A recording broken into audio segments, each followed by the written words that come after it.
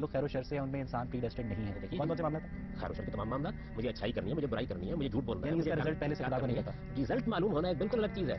Result معلوم ہونے کا میرے عمل سے کیا تعلق ہے؟ میں گھر سے نکلا ہوں, میں نے جا کر کسی کے مال پر غصب کیا ہے, میں نے غبن کیا ہے, میں نے اپنے ارادے اور اختیار کو غلط تقدیر میں کچھ نہ لکھا ہوتا تو نہ کسی کا مال. پھر آپ نے ایک لفظ استعمال کیا تقدیر میں لکھا. یہ تو آپ کی تعبیر ہے. قرآن مجید کی تعبیر تو یہ نہیں ہے. قرآن مجید تو یہ کہتا ہے ما تسقط من ورقۃ. میں حضرت عبداللہ بن عباس سے روایت ہے. اگر مجھے قرآن سن لیجیے جی, قرآن مجید تو یہ کہتا ہے کہ ما تسقط من ورقۃ الا یعلمها. کوئی پتا بھی نہیں گرتا مگر یہ کہ اللہ اسے جانتا ہوتا ہے. لیکن پتا عالم اسباب میں جو اسباب پیدا ان کے تحت گرتا ہے. خدا اس کو گرانے کے لیے نہیں آتا.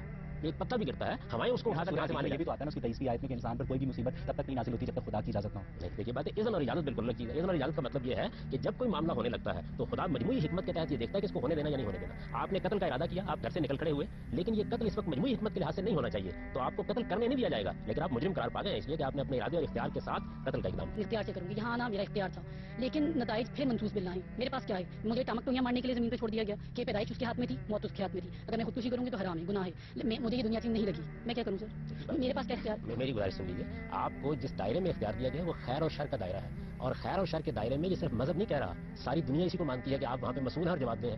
آپ قتل کر دیں تو ہر عدالت آپ کو پکڑے گی, لیکن آپ کی صورت کیا ہے, آپ کی شکل کیا ہے, آپ کے والدین کون تھے, اس پر کوئی آپ کا معافی نہیں کرتا. تو یہ ساری دنیا کا جو نظم آپ نے قائم کر رکھا ہے پہلے اس کو باطل کر لیں, اس کے بعد خدا سے لڑ لیجیے. جس میں آپ کے پاس اختیار نہیں, اس میں آپ سے کوئی سوال نہیں ہوگا.